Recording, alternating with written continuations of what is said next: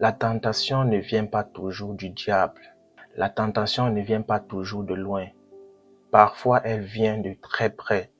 Parfois, elle vient d'une personne que tu aimes. Parfois, elle vient d'un ami. Parfois, elle vient d'un conjoint.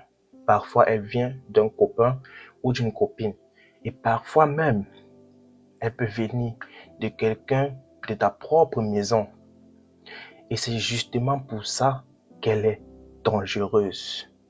Parce que quand la tentation vient d'une personne en qui tu as confiance, tu baisses plus facilement la garde. Salut à toi, bienvenue sur ma chaîne. Moi c'est Donald Tapigué et ici on parle de Dieu et de tout ce qui peut te rapprocher de Dieu et faire grandir ta vie spirituelle. Alors, si ce genre de contenu t'intéresse, pense à t'abonner, à liker cette vidéo et à la partager à quelqu'un qui en a besoin. Aujourd'hui, on va parler d'un sujet que beaucoup de personnes vivent, mais qu'elles sous-estiment souvent, la tentation. Parce qu'on vit dans un monde où il est presque impossible de ne pas être tenté. La tentation peut venir de ta chair. La tentation peut venir d'un besoin. La tentation peut venir d'une proposition. Mais elle peut aussi venir d'une personne proche de toi, et même très proche. La tentation peut venir de ton copain ou de ta copine qui te demande de coucher avant le mariage. Et beaucoup de personnes tombent là-dedans parce qu'elles appellent ça l'amour. Mais il faut dire la vérité. Si quelqu'un t'aime vraiment, il ne va pas te pousser à te compromettre. La Bible dit dans 1 Corinthiens chapitre 13 au verset 4 à 7. Je lis. La charité est patiente. Elle est pleine de bonté. La charité n'est point envieuse. La charité ne se vante point. Elle ne s'enfle point d'orgueil. Elle ne fait rien de malhonnête. Elle ne cherche point son intérêt. Elle ne s'irrite point. Elle ne soupçonne point le mal. Elle ne se réjouit point de l'injustice, mais elle se réjouit de la vérité. Elle excuse tout. Elle croit tout. Elle espère tout. Elle supporte tout. Alors, je tiens à rappeler que ici, la charité peut être remplacée par l'amour. Donc, tu vas juste remplacer l'amour. L'amour est patiente, elle est pleine de bonté, l'amour n'est point envieuse, l'amour ne se vante point, etc., etc. Donc, si ton copain t'aime, il saura attendre. S'il t'aime vraiment, il ne va pas te demander d'aller contre Dieu juste pour satisfaire son désir. Et si ta copine t'aime vraiment, elle ne va pas te pousser à coucher avec elle avant le mariage. Elle sera patiente. Parce que quelqu'un qui n'est pas capable d'attendre n'est pas en train de te conduire dans la volonté de Dieu. Et il faut le dire clairement, la volonté de Dieu ne te poussera jamais à te compromettre. Dieu ne peut pas te donner une personne qui va t'amener loin de lui. Dieu ne peut pas te donner une relation qui va t'enfoncer dans le péché. La tentation peut aussi venir de ton conjoint ou de ta conjointe, c'est-à-dire dans le cas où vous êtes mariés. Et la Bible nous montre déjà cela dans Genèse chapitre 3 au verset 1 à 6. Le serpent était le plus rusé de tous les animaux des champs que l'Éternel Dieu avait fait. Il dit à la femme, Dieu a-t-il réellement dit, vous ne mangerez pas de tous les arbres du jardin? La femme répondit au serpent, nous mangeons du fruit des arbres du jardin. Mais quant au fruit de l'arbre qui est au milieu du jardin, Dieu a dit, vous n'en mangerez point et vous ne toucherez point, de peur que vous ne mouriez. Alors le serpent dit à la femme, vous ne mourrez point, mais Dieu sait que le jour où vous en mangerez, vos yeux s'ouvriront et que vous serez comme des dieux, connaissant le bien et le mal. La femme vit que l'arbre était bon à manger et agréable à la vue, et qu'il était précieux pour ouvrir l'intelligence. Elle prit de son fruit et en mangea. Elle en donna aussi à son mari qui était auprès d'elle, et il en mangea. Alors, qu'est-ce que ces passages nous montrent? Le serpent tente Ève, Ève cède, et ensuite elle donne aussi à son mari. Et Adam cède à son tour. Donc oui, quelqu'un peut avoir déjà cédé, puis venir t'entraîner dans sa chute. La tentation peut aussi venir d'une amie.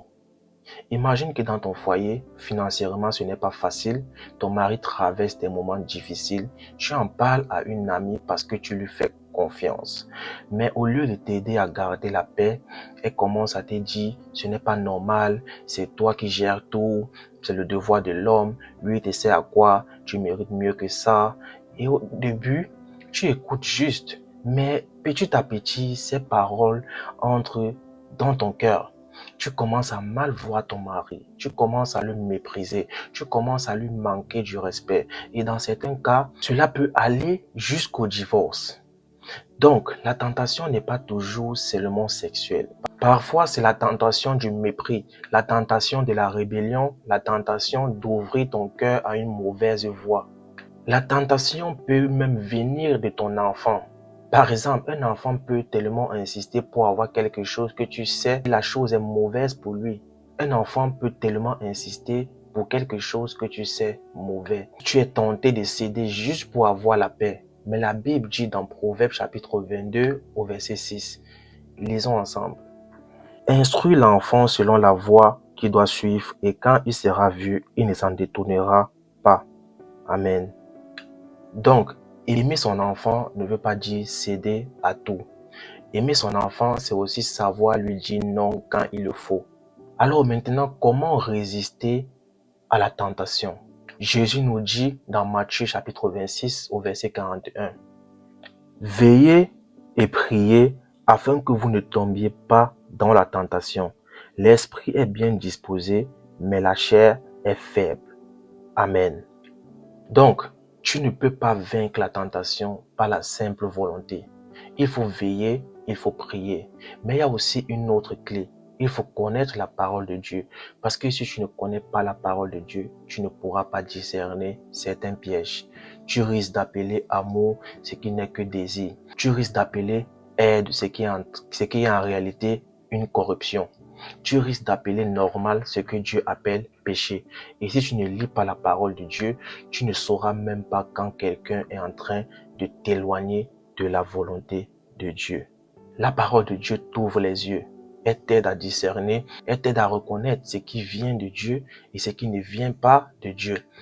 L'apôtre Paul nous dit aussi dans 1 Corinthiens au chapitre 9 au verset 27. Mais je traite durement mon corps et je le tiens assujetti de peur d'être moi-même rejeté après avoir prêché aux autres. Cela veut dire qu'il ne laissait pas son corps, il ne laissait pas ses envies, ses pulsions diriger sa vie. Alors la tentation existera toujours.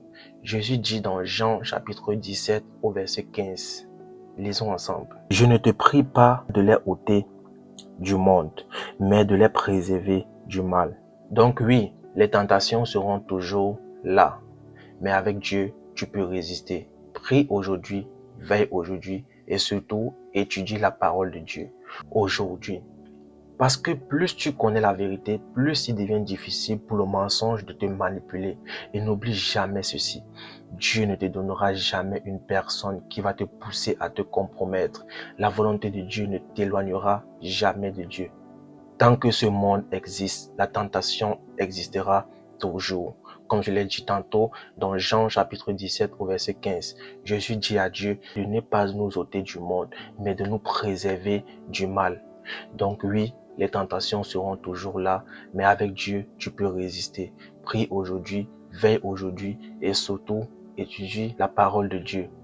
Alors si ce message t'a plu, n'hésite pas à liker cette vidéo, à la partager et surtout à l'envoyer à une personne qui a besoin d'entendre ceci. Certainement, tu connais quelqu'un qui a besoin d'être béni par ce message. Et on se retrouve demain pour un autre épisode.